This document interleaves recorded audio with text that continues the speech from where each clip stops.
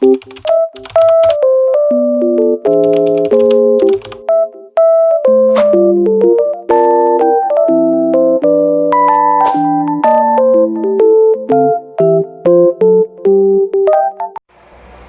yang pertama, konsep-konsep filsafat, ruang lingkup, dan manfaat mempelajari filsafat. Pembahasan yang pertama, pengertian filsafat. Pengertian filsafat secara etimologi. Kata filsafat berasal dari Yunani filosofia, sehingga secara etimologi, filsafat berarti cinta kebijaksanaan. Pengertian kedua secara terminologi. Filsafat adalah ilmu-ilmu pengetahuan yang menyelidiki segala sesuatu yang ada secara mendalam dengan mempergunakan akal sampai pada hakikatnya. Pembahasan yang kedua, ruang lingkup filsafat. Yang pertama, ontologi. Ontologi adalah ilmu yang membahas tentang sesuatu yang sudah ada, baik secara fisik maupun mental. Yang kedua, epistemologi. Epistemologi berarti perkataan, percakapan, atau teori tentang ilmu pengetahuan. Yang ketiga, aksiologi. Aksiologi merupakan acuan terhadap sesuatu yang dapat dipahami oleh manusia, sesuatu yang mempunyai nilai baik atau buruk. Pembahasan yang ketiga, manfaat mempelajari filsafat. Yang pertama, memperkuat akidah.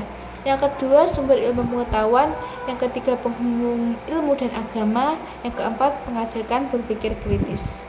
Materi yang kedua, persamaan, perbedaan, dan relasi antara filsafat, ilmu, dan agama. Pembahasan yang pertama, persamaan dan perbedaan filsafat, ilmu, dan agama. Filsafat, ilmu, dan agama setidaknya bertujuan untuk memecahkan permasalahan yang sama, mengetahui kebenaran, dan bertindak atas dasar pembentukan suatu kebenaran. Oleh karena itu, ketiganya tujuannya sama. Jadi, filsafat mencoba mencari kebenaran, ilmu pengetahuan mencoba membuktikan kebenaran, sedangkan agama mencoba menjelaskan kebenaran. Kemudian terdapat perbedaan yang mendasar antara ilmu, filsafat, dan agama, di mana ilmu dan filsafat berasal dari akal, sedangkan agama berasal dari wahyu Tuhan. Ilmu mencari kebenaran melalui penyelidikan, pengalaman, dan eksperimen. Filsafat melakukan pencarian kebenaran dengan melalui akal yang didalami secara mendalam, menyeluruh, dan universal. Agama mengajarkan kebenaran atas berbagai permasalahan mendasar melalui wahyu atau kitab suci berupa firman Tuhan. Pembahasan yang kedua, hubungan antara filsafat, ilmu, dan agama. Antara filsafat, ilmu, dan agama terdapat titik temu atau hubungan yang saling melengkapi untuk menyelesaikan permasalahan yang dihadapi manusia. Antara filsafat, ilmu, dan agama terdapat suatu kesatuan kesempurnaan yang merupakan sarana menuju kebenaran. Pembahasan yang ketiga, ajaran agama dan fenomena kehidupan beragama secara radikal substansial dengan pendekatan filosofis dan ilmiah. Ajaran agama secara radikal substansial mengacu pada pandangan agama yang dipegang sangat kuat, dapat mempengaruhi cara seseorang meyakini keyakinan agamanya, di mana seseorang memegang teguh ajaran agama dan seringkali menolak pandangan atau praktik yang dianggap tidak sesuai dengan interpretasi mereka yang radikal.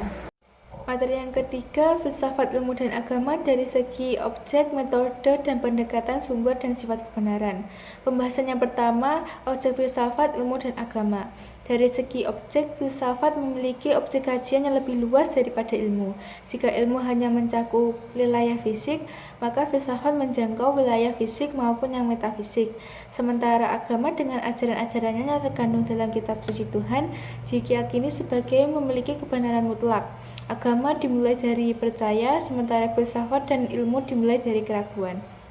Pembahasan yang kedua, metode dan pendekatan filsafat, ilmu, dan agama. Yang pertama, metodologi bayani. Metodologi bayani merupakan metode pemikiran yang mengandalkan otoritasnya secara langsung sebagai pengetahuan mentah dan tidak langsung sebagai pengetahuan yang memerlukan tafsir dan penalaran. Yang kedua, metodologi irfani. Metodologi irfani adalah suatu pendekatan pemahaman yang berbasis pada pengalaman spiritual batin, yaitu sebagai dawak qalb, wijadan, basirah, dan intuisi. Yang ketiga, metodologi burhani. Metodologi burhani disebut juga pendekatan rasional. Materi yang keempat, istilah-istilah dalam filsafat. Yang pertama, rasionalisme. Rasionalisme adalah ideologi filosofis yang menegaskan akal sebagai alat terpenting untuk memperoleh pengetahuan. Yang kedua, empirisme. Empirisme adalah aliran filsafat yang menegaskan bahwa semua pengetahuan berasal dari pengalaman manusia. John Locke adalah bapak empirisme Inggris. Menurutnya, pengetahuan dapat diperoleh melalui indera. bahwa ketika manusia dilahirkan seperti buku catatan kosong, dan di dalam buku catatan inilah pengalaman indera manusia ditulis. Yang ketiga, kritisisme. Kritisisme adalah sebuah aliran filsafat yang mencoba mendamaikan pertentangan antara filsafat rasionalisme dan empirisme. Aliran ini berupaya menunjukkan kekurangan yang ditujukan oleh masing-masing pandangan tersebut. Yang keempat, positivisme. Percaya bahwa indera penting dalam memperoleh pengetahuan, namun hal itu harus disempurnakan dengan alat dan diperkuat melalui pengujian. Jadi pada dasarnya positivisme bukanlah sebuah aliran yang bisa berdiri sendiri. Yang kelima, materialisme. Materialisme modern mengatakan bahwa alam itu merupakan kesatuan materi yang tak terbatas. Alam termasuk di dalamnya segala materi dan energi yang akan selalu ada dan akan tetap ada. Dan bahwa alam adalah realitas yang keras, dapat disentuh, material objektif yang dapat diketahui oleh manusia. Yang keenam, pragmatisme. Pragmatisme adalah filsafat yang mementingkan hal yang praktis dan kerja keras, yang kriteria utamanya adalah sukses. Pragmatisme tidak mencari kebenaran a priori, melainkan metode untuk menguji sistem yang memerlukan konsep dan teori sebagai hipotesis yang berfungsi sebagai pedoman eksperimen dan observasi. Yang ketujuh, fenomenologi. Fenomenologi terarah pada teori pengetahuan itu terbatas dan fenomena fisik dan fenomena mental objek introspeksi. Yang kedelapan, eksistensialisme. Eksistensialisme merupakan suatu aliran filsafat yang lahir dikarenakan oleh adanya ketidakpuasan beberapa filsuf pada masa Yunani. Materi yang kelima, periodisasi sejarah filsafat.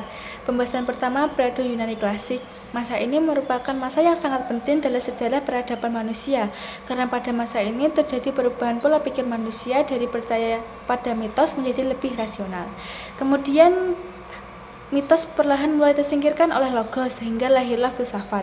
Bangsa Yunani pada masa klasik itu tidak lagi mempercayai hal-hal yang berbau mitos. Bangsa Yunani tidak dapat menerima pengalaman yang didasarkan pada sikap penerima begitu saja, tetapi mereka menumbuhkan sikap yang senang menyelidiki sesuatu secara kritis. Pembahasan yang kedua yakni periode Islam klasik. Sebelum masa penerjemahan filsafat Yunani ke dalam dunia pemikiran Islam, aliran-aliran akidah dalam Islam sudah saling berdebat serta saling menggunakan akal untuk membela akidah masing-masing. Al-Kindi sendiri yang sering disebut sebagai bapak filsafat Islam justru berfilsafat untuk kepentingan akidah Mu'tazilah. Hal ini juga merupakan salah satu faktor kenapa filsafat Yunani muncul dalam Islam.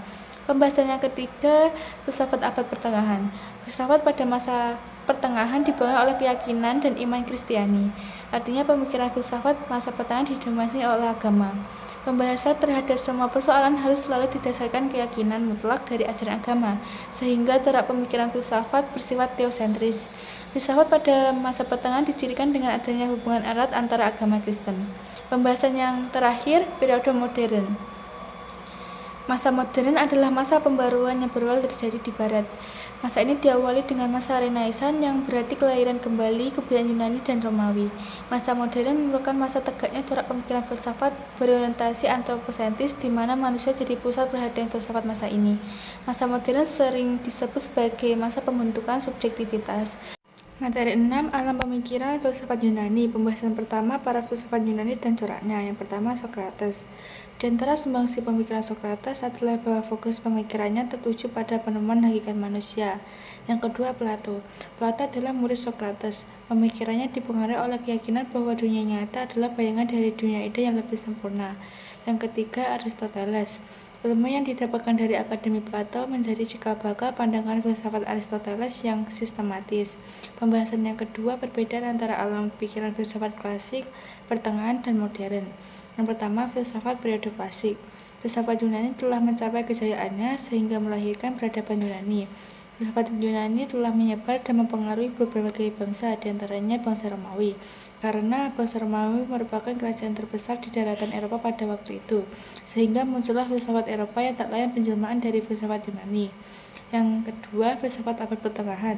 Pada abad pertengahan, perkembangan kehidupan di dunia tidak bisa lepas dari dua agama besar yang saling mempengaruhi, yakni Islam dan Nasrani. Pada abad pertengahan, terdapat periode yang membuat perkembangan filsafat tidak berlanjut, yaitu pada masa skolatik Kristen. Hal ini dikarenakan pihak gereja membatasi para filosof dalam berpikir sehingga ilmu pengetahuan terhambat dan tidak bisa berkembang. Apabila terdapat pemikiran-pemikiran yang bertentangan dari keyakinan para gerejawan, maka filsuf tersebut dianggap murtad dan akan dihukum berat sampai pada hukuman mati. Materi 7, pemikiran filsafat Plato dan Aristoteles serta perbedaan antara keduanya. Pembahasan yang pertama, pemikiran idealisme Plato. Dalam pandangan Plato, ide adalah realitas yang sebenarnya dari segala sesuatu yang ada dan dapat dikenal lewat panca indera.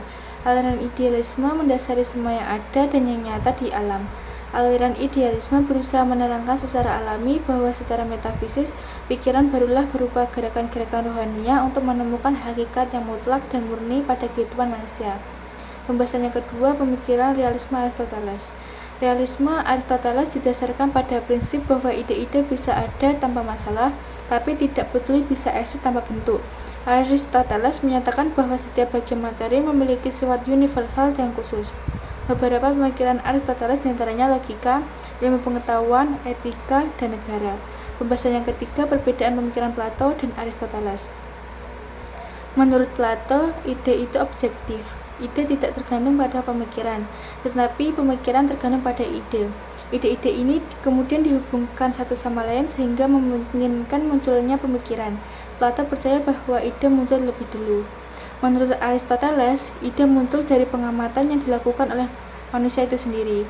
Realitas menurut Aristoteles adalah apa yang telah ditangkap oleh indera dan inilah yang mewakili wujud aslinya. Materi 8, pemikiran filsafat patristik. Pembahasan yang pertama, pengertian patristik.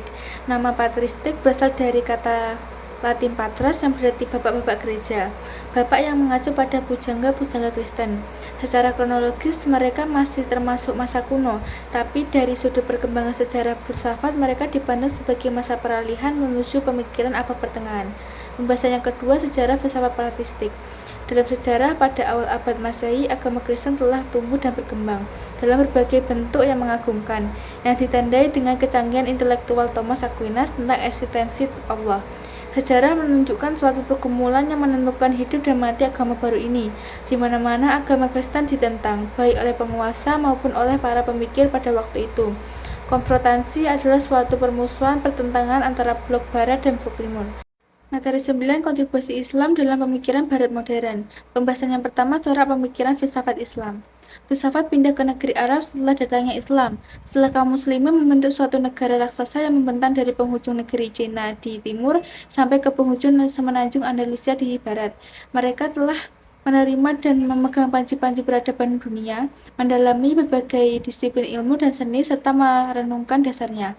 Watak ajaran Islam adalah terbuka. Oleh sebab itu, sesuai dengan perkembangan dan perluasan wilayah Islam itu sendiri, maka ajaran Islam tidak bisa lepas dari pergumulan dengan budaya dan pengetahuan bangsa lain, serta berkembang semakin luas dan menyangkut berbagai disiplin ilmu termasuk filsafat. Pembahasan yang kedua, kontribusi Islam dalam pemikiran barat modern.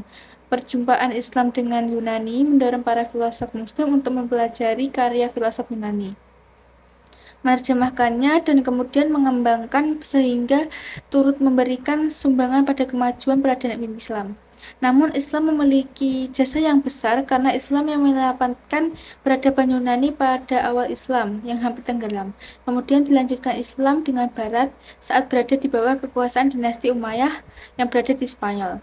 Gerakan filosofis dalam Islam yang menghasilkan khazanah paling kaya dari budaya intelektual Islam serta mempengaruhi pemikiran Barat begitu dalam dan berlangsung lama adalah pengalaman berpikir rasional Mu'tazilah, dikenal sebagai aliran teologi yang paling rasional dalam Islam yang memiliki kerangka berpikir dalam mencapai kemajuan. Materi yang terakhir, aliran-aliran dalam filsafat modern. Pembahasan yang pertama, latar sejarah filsafat modern. Sejarah filsafat terdiri dari 3 periode. Periode pertama adalah periode klasik, sebagai kelanjutan era kuno yang dimulai dari Athena, Alexandria, dan pusat-pusat pemikiran Helenistik dan Roma. Periode kedua adalah periode pertengahan, dan periode ketiga adalah periode modern yang dilanjutkan dengan periode postmodernisme. Pembahasan yang kedua, karakteristik filsafat modern. Yang pertama, bebas nilai. Subjek peneliti harus mengambil jarak dari semesta dan bersikap imparsial netral. Yang kedua, fenomenalisme. Yang ketiga, nominalisme. Yang keempat, reduksionisme. Yang kelima, naturalisme. Yang terakhir, mekanisme. Pembahasan yang ketiga, aliran-aliran pokok filsafat modern. Yang pertama, rasionalisme. Yang kedua, empirisme. Yang ketiga, kritisme. Yang keempat, positivisme.